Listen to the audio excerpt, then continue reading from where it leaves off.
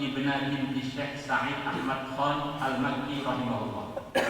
Dan waktu itu sopirnya kendaraan yang beliau naiki adalah putrinya Syekh Sa'id Ahmad Khan yang tinggal di Mekah. Ambilnya Mekah waktu itu. Wa fi asna'is safari, dan di tengah-tengah bepergian itu qad jawaza as-sa'ibul isyarat al-hamra, sungguh sopirnya telah melewati lampu merah. Wa khalafal qanuna, dan dia telah tidak taat dengan aturan. Wa bisababi dzalika qad waqafa Syekh In'amul Hasan rahimahullah sayyaratah. Dengan sebab pelanggaran itu Syekh Abdul Hasan menghentikan kendaraan yang ini. Waqal, dan dia mengatakan, inni lan arkaba ala sayyarah allati tukhalifu nizam al-qanuni. Sesungguhnya aku sekali-kali aku enggak mau naik di atas kendaraan yang bertentangan dengan aturan undang-undang. Sumastatlaba as-sayyarah al-ukhra, kemudian beliau minta dicarikan kendaraan yang lain. Wasafara biha ila Makkah al-Mukarramah, kemudian beliau safar menggunakan kendaraan itu ke Mekah al-Mukarramah. Mungkin beliau berfirasat bagaimana teman-teman dakwah ini semangat, yang semangatnya nggak terkesan dengan makhluk gitu, sampai akhirnya jadi praktek. Maka nasihatnya itu kontektif. Wahakana, dan begitulah kanu dulu para masyayikh yuqayyiduna anfusahum bil qawaninil hukumiyah. Beliau-beliaunya selalu mendisiplinkan diri beliau, menahan diri beliau dengan aturan-aturan negara. Wa antum, dan antum semua qayyidu anfusakum bi qawanin Indonesia. Antum semuanya disiplinlah dalam mengikuti undang-undang di Indonesia. Wa satajiduna fiha fawaida katsiratan insyaallah. Antum semua akan mendapatkan dalam disiplin itu banyak sekali faedah insyaallah. Wa ashabul hukumah, nanti orang-orang pemerintahan yubiluna alaikum, akan menghadap pada kalian, akan menerima kalian bi balintam, dengan penerimaan yang maksimal insyaallah. Al-Abdi Dhaif, dari hamba yang lemah, Muhammad Ilyas Barakat. Semoga manfaat untuk kita semua. Saja yang bisa kami sampaikan. Nanti diteruskan dengan tanda-tanda dan program yang akan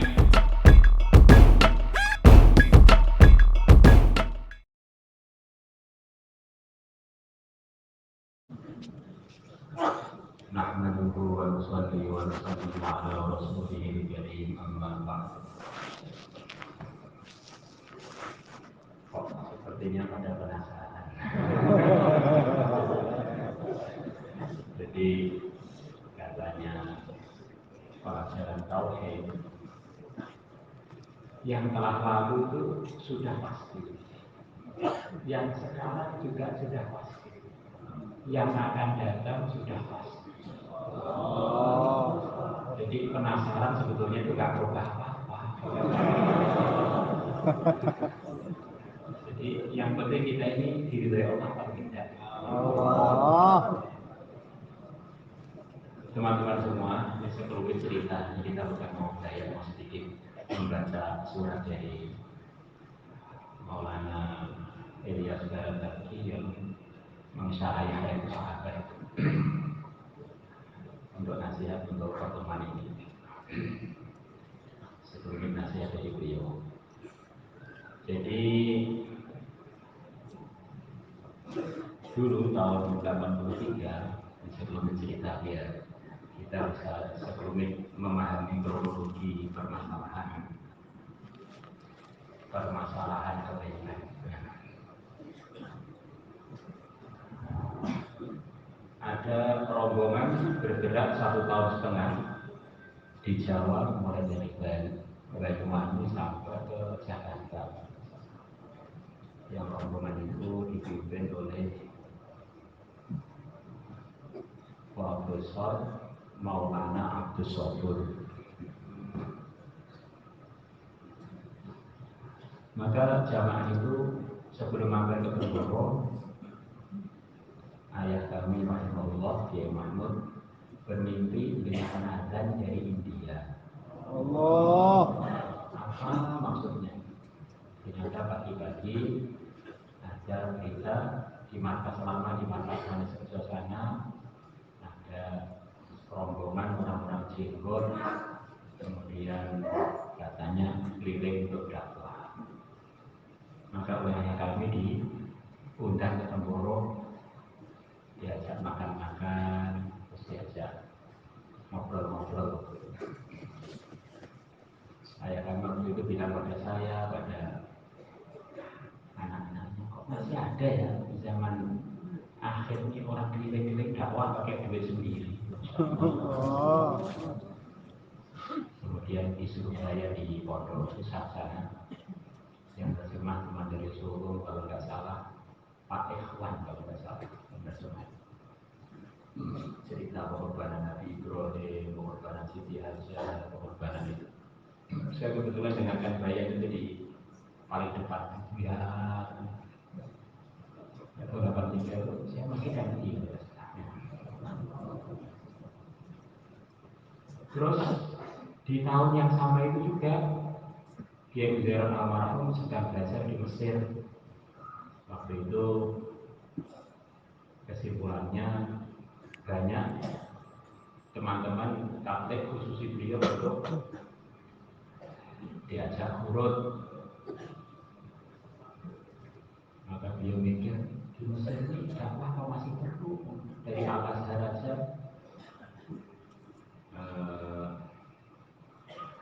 Tayangan mengenai agama itu ada minimal 5 kali.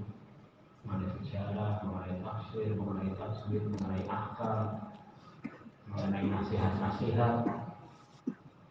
Kesimpulannya akhirnya beliau turun di Mesir, di dekat Al-Azhar, di masjid namanya Al-Mudar, di daerah namanya Rabi'ah Adawiyah yang kemarin sempat terjadi konflik besar di sana. Itu tempat pertama kali yang turun. Kemarin ibu-ibu di Mesir termasuk tempat yang paling banyak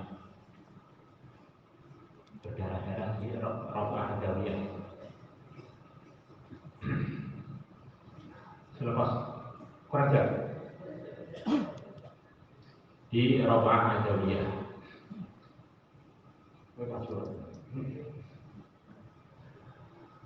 kemudian selepas dari Mesir beliau pulang ke Temboro, menganggap dakwah itu di Indonesia belum ada. Karena memang waktu itu link-link dakwah di Indonesia belum saling melakukan koordinasi. Akhirnya semua santri setiap hari libur, hari Jumat bergilir di ruangan satu hari. Semua santri suruh menghafal 6 sifat, ditempelkan di pondok. Rombongannya selalu saja jalan kaki, pakai bawa kompor sendiri, bawa lampu petromal waktu itu, keliling di sekitar kampung sini. Rombongannya kadang-kadang 40 orang, kadang-kadang 50 orang, kadang-kadang 100 orang. Kenapa beliau bergerak? Beliau cerita pada ayah kami, Pak, khurut itu penting. Pentingnya ini, itu waktu saya khurut 3 hari di Al-Azhar, itu orang-orang yang di samping Al-Azhar itu ternyata banyak yang gak sholat. Al-Azhar hanya jarak setengah meter, 1 meter, banyak gak sholat. Kalau di Mesir aja perlu, apalagi di Jawa. Maka ternyata benar teman-teman kami kerja, teman-teman kami di sawah itu, kita nggak pernah nanya sholat mereka, banyak yang belum sholat atau sholatnya itu sering absen. Itu berjalan sampai kurang lebih 1 tahun. Berjalan di Temboro 1 tahun, ternyata ada teman-teman dari Solo datang. Di Solo sudah ada, teman-teman di Jakarta datang, di Jakarta sudah ada. Artinya ada koordinasi. Kemudian waktu saya belajar di Pakistan, ayah kami tahun 91-an ya, menyempatkan diri untuk berangkat urut dengan Geno Raya Almarhum ke India, yang ke Bangladesh, mampir juga ke Pakistan, terus diteruskan umroh. Maka ketika di India ketemu Syekh Amul Hasan, ketemu dengan masyayikh yang lain. Beliau waktu itu di sana mimpi ketemu guru beliau. Ayah kami punya banyak guru, di antaranya Syekh Abu Amr, pesantrennya di Madiun sana di Amerika. Yang terkenal beliau ini seorang yang banyak karomahnya, waliullah. Beliau wafat sudah 25 tahun sebelum ayah kami berangkat dari Lombok atau 35 tahun. Dan sebelum beliau wafat bilang, Mahmud, nanti 25 tahun lagi atau 35 tahun lagi saya tak tunjukkan ada gerakan barokah zaman akhir, kamu ikut ya. Maka belum sampai waktu itu ternyata beliau wafat. Maka akhirnya ketika beliau di India pas 25 tahun kewafatannya atau 35 tahun, dia kaget ketemu guru beliau di sana. Mahmud, kamu kok di sini? Ya, kamu sudah tak tunggu lama di sini. Ini gerakan barokah yang saya janjikan pada kamu, ya ini kamu ikut ya. Akhirnya ya kami senang dengan jamaah tabligh dengan pemahaman alam pesantren ini gerakan maka beliau ya alam pesantren bilang oleh Syekh Amul Hasan minta ijazah dakwah, bukan minta ukur, ijazah dakwah.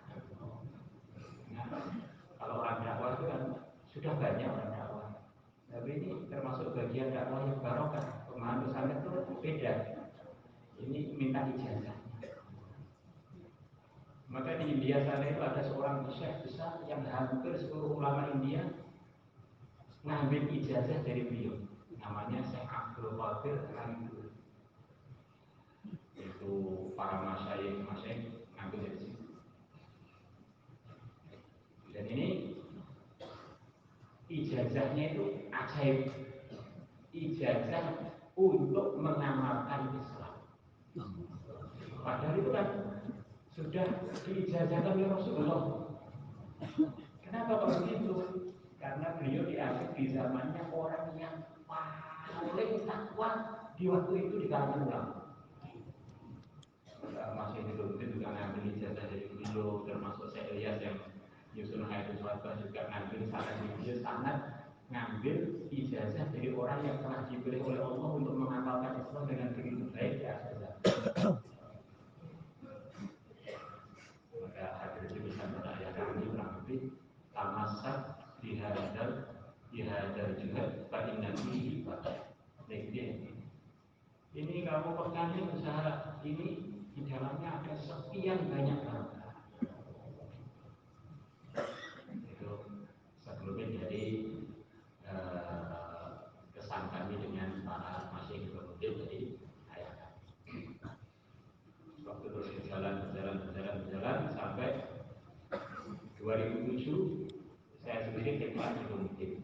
Khidmat 2 bulan bersama Pak Sudi, bersama Pak Makmun, Maulana Makmun, dan bersama kalau tidak salah itu yang di Bengkulu, Ustaz Faisal dan beberapa yang lain. Di sana khidmat, terus kami mikir di Lumtin itu kira-kira siapa syekh yang bisa saya ajak dialog mengenai cerita-cerita yang menarik mengenai dakwah itu siapa? Maka saya tanya-tanya, ini yang mengsarai hayatus sahabat itu Maulana Ilyas Barakallahu itu masih hidup atau tidak? Masih. Di mana tempat beliau? Di atas di tingkat 2. Beliau sekarang jadi mudirnya Madrasah Kasiful Ulum di Lumtin. Jadi pimpinan madrasah itu. Saya jalan pada beliau kenalan, yang kenalan itu berkelanjutan sampai sekarang. Beliau cerita bahwa saya ini adalah hasil tafsirannya Syekh Yusuf sendiri. Waktu itu di Ban ada undangan dari markas Ridhomuddin, kalau kalian libur mampir ke Ridhomuddin coba merasakan huruf di Ridhomuddin. Maka kami waktu liburan kami huruf ke Ridhomuddin dengan beberapa teman, dijemput sendiri oleh Syekh Yusuf di stasiun. Saya dijemput sendiri oleh Syekh Yusuf stasiun. Kemudian saya huruf, kalau saya nggak salah 40 hari pertama. Lepas huruf, dia cerita zaman Syekh Yusuf itu semua bayang di Ridhomuddin orangnya bayang berdiri. Di bayang pakai kursi itu baru-baru saja. Saya lihat dulu ciptanya juga bayangnya berdiri. Dan memang itulah yang diceritakan dalam hadis-hadis. Kalau Nabi ceramah, Nabi bersabda selalu qoma khotibah. Beliau berdiri untuk berkhutbah. Kadang-kadang orang kalau nggak tahu cerita kan, dikira yang paling sunnah itu adalah duduk begini. Syekh Yusuf, Syekh Abdul Wahab, rahimahullah itu kalau saya selalu berdiri selepas beliau sepuh baru. Maka justru ceramah-ceramah berdiri itu adalah bagian dari yang hampir selalu dikerjakan oleh Rasulullah SAW. Maka selepas saya wafat, beliau antar sendiri lagi rombongan kami sampai ke stasiun. Akhirnya saya terkesan dengan akhlaknya Syekh Yusuf. Akhirnya selepas saya selesai ngaji, saya kurun 3 tahun. Hidup di Asia, hidup di Afrika, hidup di Arab.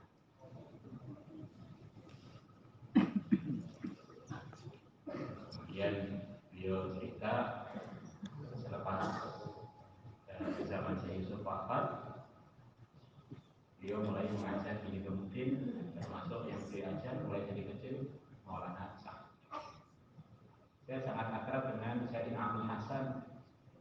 Suatu hari beliau manggil saya, Ilyas, ini Hayatus Sahabah tinggalannya Syekh Yusuf. Ini belum ada harokatnya, belum ada sarahnya. Ini saya lihat kamu punya kecakapan dalam urusan hadis, urusan nyarai hadis. Kamu konsentrasi menyiapkan Hayatus Sahabah 3 jilid ini ya. Ya, siap. Maka saya mulai meluangkan waktu untuk membuat harokat-harokatnya Hayatus Sahabah sampai 37 tahun. 37 tahun. Apa saja pengalaman itu dengan Syekh Am? Pengalaman saya ini pernah mimpi putra beliau Maulana Zubair ngaji pada saya. Maka saya sampaikan pada ayahnya, saya kok mimpi putra antum Mulwi Zubair ngaji pada saya. Apa takwilnya? Gak usah ditakwili. Maka Maulana Zubair dipanggil, Zubair kamu harus ngaji pada ini saya lihat. Padahal saya juga sudah selesai ngaji, suruh ngaji kepada Maulana Ilyas. Maka Maulana Sa'ad, Maulana Ilyas itu, Maulana Zubair ini muridnya Maulana Ilyas. Saya saat mulai kelas 1 sampai Daurah. Kalau Maulana Zubair kurang lebih privat kepada Maulana Ilyas. Dia cerita di zamannya Syekh Yusuf ada penanggung jawab bendahara di Ridhomuddin yang bagian belanja namanya Mungsi Bashir, yang katanya wajahnya mirip sekali dengan Sayyidina Abdul Hasan. Mungsi Bashir tadi mendatangi Syekh Yusuf. Kata Maulana Ilyas bilang, saya tadi sholat di Ridhomuddin itu kok di samping saya ada Nabiullah Khadir ikut sholat. Maka itu disampaikan kepada Syekh Yusuf. Maka Syekh Yusuf senyum, tidak menanggapi laporannya Mungsi Bashir. Kata para ulama, kalau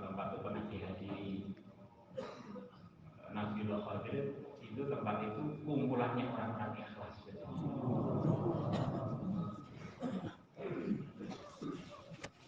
Ini apa yang beliau ceritakan pada kami. Maka sebelum saya pulang, beliau bilang, saya ini merevisi cetakan saya yang dulu itu baru selesai tuntas tahun 2007 ini. Setelah tahun lalu itu ternyata masih ada kekurangan-kekurangan dan kekurangan ini ada PDF-nya. Saya minta kamu bawa ini, kamu cetak di tempat kamu gratis. Biar saya punya amal untuk di Indonesia gratis. Maka PDF-nya itu kita bawa, waktu itu belum terlalu canggih, sekarang masih wobble begini. Terus kita kumpulkan tim percetakan di Al-Fatah untuk mencetak itu. Akhirnya mulai saat itu, setahu kami sampai sekarang yang dipakai di Indonesia itu semuanya dari PDF yang saya bawa dari saya lihat. Allah. Hadis fatwa dibaca di seluruh Indonesia. Kecuali teman-teman yang di India, di Pakistan, misalnya juga yang beredar di Indonesia itu jadi pembelian saya gratis untuk di. Maka selepas kami pulang, waktu itu saya pulang sakit di India, makanannya banyak periksa, akhirnya saya perdarahan. Pulang langsung masuk rumah sakit, pulang 1 hari masuk rumah sakit. Kekurangan darah, dagingnya tinggal 3,2. Oh. Hampir mati nggak jadi. Selepas sehat malah tinggal lagi.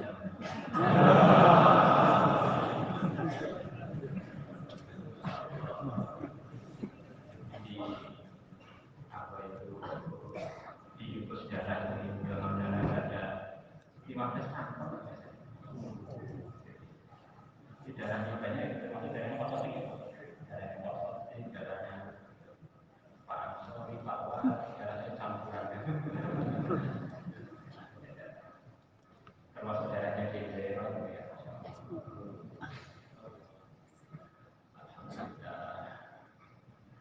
Lepas saya sehat, tiba-tiba saya lihat kirim surat pada saya.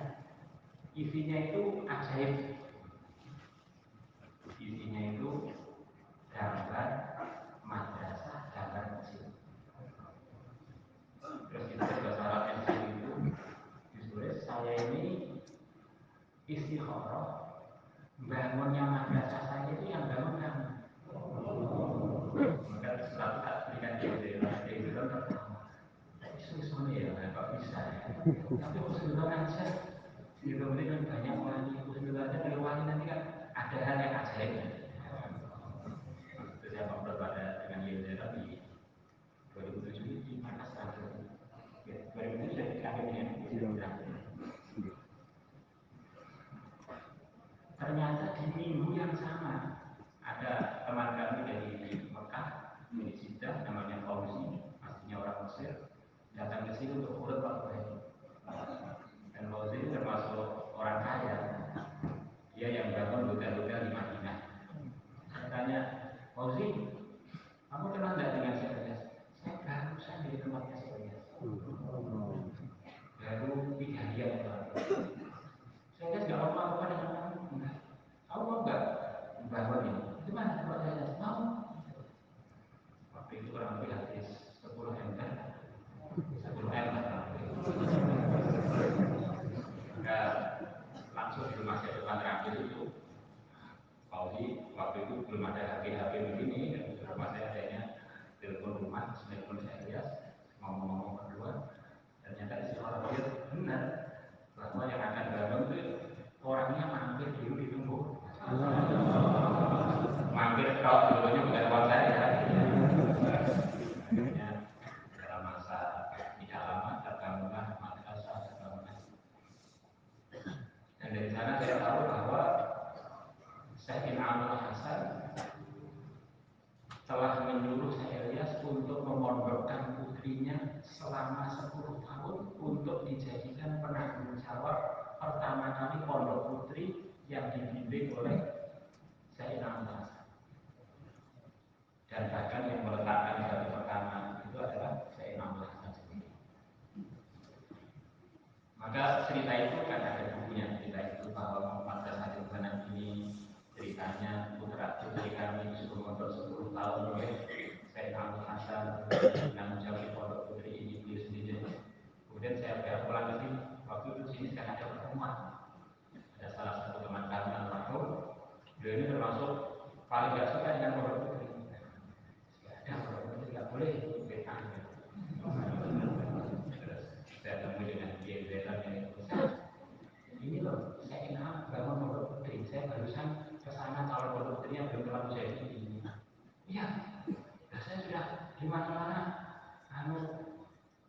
pondok putri tante itu hak sunnah ya, bagaimana?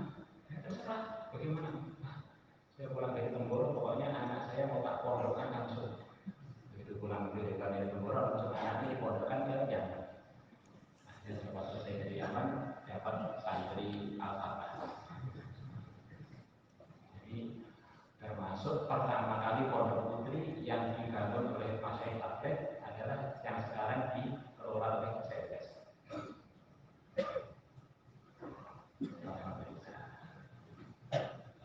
Kemudian waktu lockdown kemarin itu waktu gawat-gawatnya lockdown, Middle Masjid Indonesia program sekian lama pondok ini adalah tempat untuk program 24 jamnya Middle Masjid.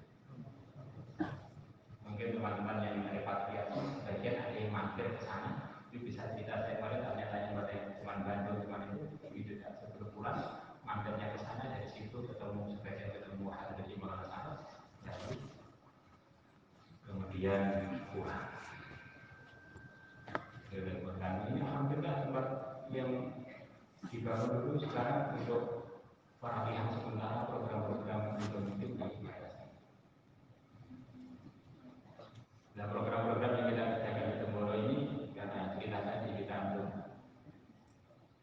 keberkahan di pemimpin itu tidak terhitung dan tidak terkira, maka kita usaha untuk selalu lakukan. Atau sempat kamar 12, kemudian para masyarakat waktu itu benar-benar sepertinya teleponnya ketutup semua begitu. Jadi setiap satu pekan, satu bulan kita laporan minimal 2 kali. Waktu malam Selasa berapa yang ada saja dan tidak setiap malam Jumat.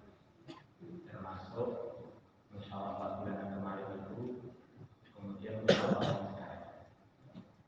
Kita sampaikan pada videonya programnya, harga jamaah yang akan datang. Kemudian kita bilang kalau andaikan para masyarakat yang bisa datang, kami sangat senang.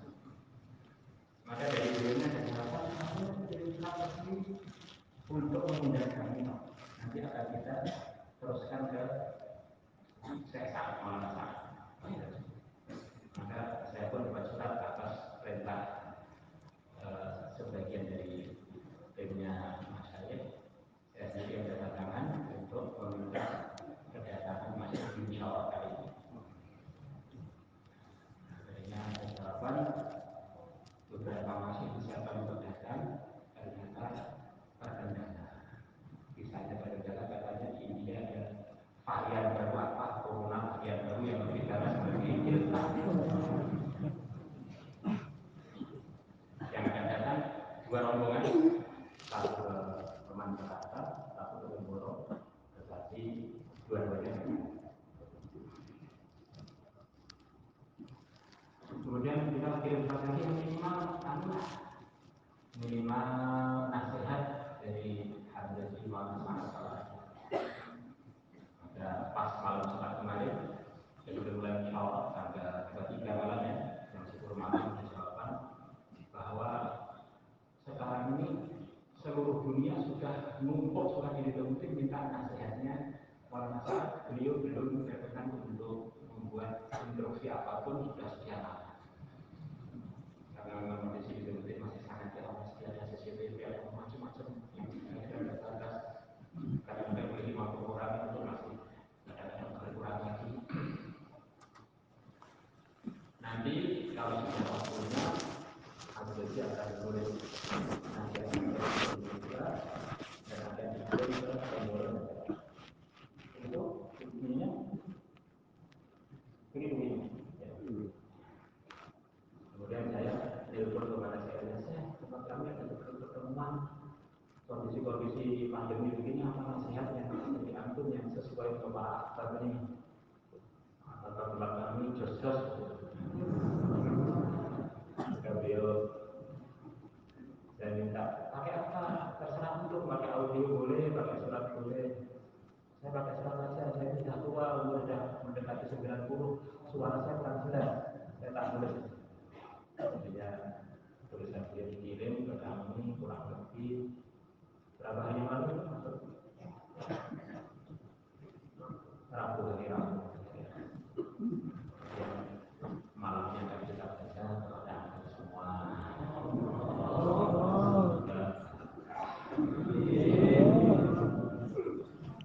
Wassalamualaikum warahmatullahi wabarakatuh.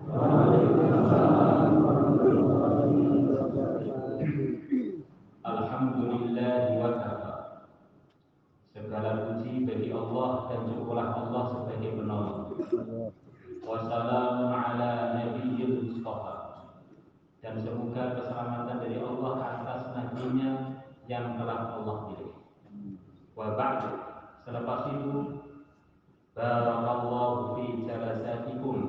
Semoga Allah memberkahi di majlis-majlis antum semua. Wa halaqatikum, dan pertemuan-pertemuan kalian. Al-mubarakati yang diberkahi oleh Allah. Wa yahfazukum, dan semoga Allah menjaga kalian semua min kulli maradin wa su', dari segala penyakit dan keburukan. Pak ini maka sesungguhnya aku bihamdillah azza wa jalla, disertai aku muji Allah yang maha tinggi yang maha agung.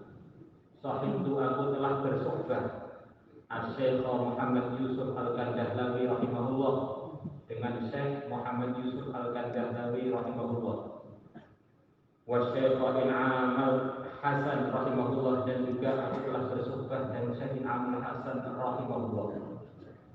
Wa ra'aituhuma, dan aku telah melihat beliau berdua amilaini muhtamaini, beliau berdua mempraktekkan dengan mementingkan qawanin hukumiyati, mengikuti peraturan-peraturan pemerintah fil muamalat diniyati wa dunyawiyah, dalam urusan-urusan keagamaan ataupun urusan-urusan dunia. Ilaihima, beliau berdua, la siyama fil umuri ta'miyah, apalagi dalam urusan-urusan yang berkaitan dengan syariat. Wa atadzakkaru min waraqi'atihi, dan aku masih ingat dari sebagian kejadian-kejadian yang berkaitan dengan Sayyid Abdul Hasan. Bi'annahu marratan kana fi safari minal Madinatil Munawwarati ila Makkahil Mukarramah, bahwa suatu kali beliau sedang dalam bepergian dari Madinah menuju Mekah Al-Mukarramah. Wa kana sa'ibu sayyarati ibna binti Syekh Sa'id Ahmad Khan Al-Makki rahimahullah. Dan waktu itu sopirnya kendaraan yang beliau naiki adalah putrinya Syekh Sa'id Ahmad Khan yang tinggal di Mekah. Ambil di Mekah waktu itu. Wa fi asna'i safari, dan di tengah-tengah bepergian itu, qad jawaza salikul isyarat al-hamra, sungguh sopirnya telah melewati lampu merah. Wa khalafal qanuna, dan dia telah tidak taat dengan aturan. Wa bisababi dzalika qad waqafa Syekh Al Hasan rahimahullah sayyarah. Dengan sebab pelanggaran itu, Syekh Al Hasan menghentikan kendaraan yang beliau naiki. Wa qala, dan dia mengatakan, inni lan arkab ala sayyarah allati tukhalifu nizam al-qanuni. Sesungguhnya aku sekali-kali aku enggak mau naik di atas kendaraan yang bertentangan dengan aturan undang-undang. Sumastatlaga as-sayyarah al-ukhra, kemudian beliau minta dicarikan kendaraan yang lain. Wasa farbiha ila Makkah Al-Mukarramah, kemudian beliau safar menggunakan kendaraan itu ke Makkah Al-Mukarramah. Mungkin beliau berfirasat bagaimana teman-teman jangan semangatnya nggak terkesan dengan makhluk gitu. Sampai akhirnya jadi munafik. Maka nasihatnya itu kontek. Wahagana, dan begitulah kami dulu para masyayikh yuqayyiduna anfusahum bil qawanin hukumiyah. Beliau-beliaunya selalu mendisiplinkan diri beliau, menahani diri beliau dengan aturan-aturan negara. Wa antum, dan antum semua qayyidu anfusakum bi qawanin Indonesia. Antum semuanya disiplinlah dalam mengikuti undang-undang di Indonesia. Wa satajiduna fiha fawaida katsiratan insyaallah. Antum semua akan mendapatkan dalam disiplin itu banyak sekali faedah insyaallah. Wa ashabul rumah nanti orang-orang pemerintahan yukbiluna alaikum akan menghadap pada kalian, akan menerima kalian iqbalan dengan penerimaan yang maksimal insyaallah. Alhamdulillah dari hamba yang lemah Muhammad Riyas Barakah. Semoga manfaat untuk kita semua. Saja yang bisa kami sampaikan. Nanti diteruskan dengan kata-kata dan program yang akan alumni yang akan ada pertemuan dengan kami. Jadi insya Allah sebentar di belakang. Katanya malam ini banyak yang dapat akaza, maka kalau pertemuan malam ini jadi banyak yang nggak dengar akaza, banyak yang jadi penanggung jawab. Maka pertemuannya dengan kami insya Allah besok selepas bayarnya Kiai Fatah jam 7-an di galeri bagian atas. Kurang lebihnya minta maaf. Assalamualaikum warahmatullahi wabarakatuh.